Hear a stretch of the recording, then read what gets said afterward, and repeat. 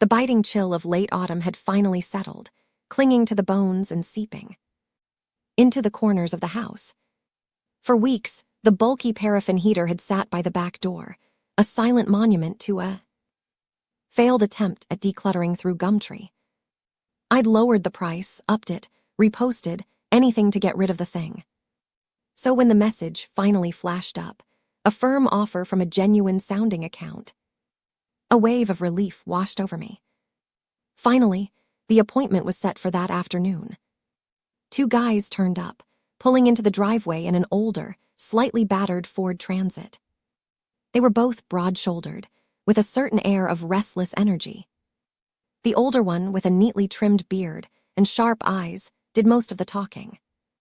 The younger, quiet and watchful, leaned against the van, arms crossed.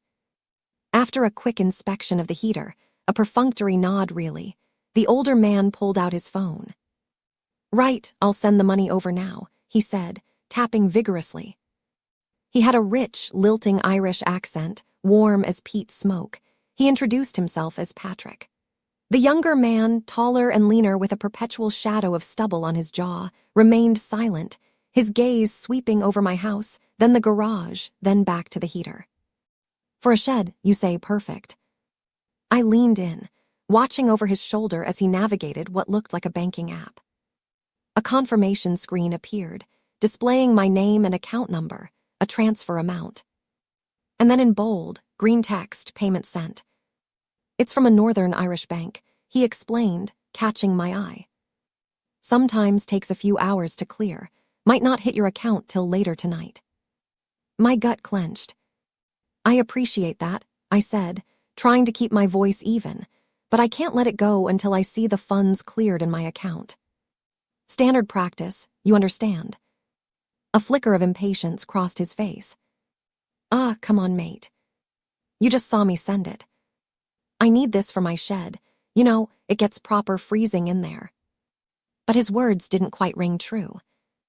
Looking at the two of them, their worn clothes, the type of van, the way they surveyed their surroundings with a quick, practiced glance, an unbidden thought unspooled in my mind. Shed. I reckoned his shed was probably a caravan, and they were Irish travelers passing through in dire need of heating. The thought, while a stereotype, felt strong, and it twisted my resolve slightly. A part of me, the empathetic part, almost wanted to believe him. He sensed my hesitation and held out his phone again. "See cleared, it's gone from my side." He scrolled down quickly, and that's when I saw it, not just my transaction but a string of others. Transfers for various amounts to different names. My breath hitched. I wasn't the only one. This wasn't a one-off. The younger man, who had remained silent until now, pushed himself off the van. "Look," he grumbled, his voice rough. "We're not happy to be leaving empty-handed and coming back. That's more fuel we're burning for nothing." His tone was accusatory, a subtle pressure tactic. My unease solidified into a cold certainty. "This app," I said, pointing at his screen. "It could be fake, couldn't it?" He stared at me for a beat, then threw his head back and laughed. A short, sharp bark that held no humor. "Fake," he scoffed, shaking his head. "How can it be fake? It's my bank, isn't it?" But the laugh, the dismissive wave of his hand, the sudden lack of eye contact, it all screamed guilt. My heart sank, a heavy stone in my chest. In that moment, surrounded by the chill air and their insistent presence, my resolve crumbled. The paraffin heater, that bulky, unwanted thing, suddenly felt like a burden I just wanted gone, even if it meant absorbing the cost of my own naivety. They loaded it into the van. Their movements swift and practiced, and with a final, non-committal nod from the older man, they were gone. The funds never arrived. Not that night, not the next day, not ever. The payment sent screen, so convincing in the moment, was nothing but a digital mirage. A cruel trick. And as the days turned into weeks, the sting of the lost money was almost eclipsed by the bitter taste of being played, of having my own momentary sympathy and desire for an easy sale turned against me. I was just another line in that fake app's transaction history, another victim in there. Calculated scam. The cold of winter didn't feel quite as sharp as the cold, hard lesson I'd learned. He was gone, and my bank account remained stubbornly, maddeningly 130 pounds lighter. I checked my banking app again. Nothing checked my emails. Nothing I called my bank. They confirmed no incoming transfer. My fingers, trembling with a cold dread, scrolled back through Patrick's messages on Gumtree. His last message on my way shimmered at me like a taunt. I tried to reply. Message failed. He'd blocked me. Panic, hot and sour, flooded my throat. The realization hit me like a physical blow.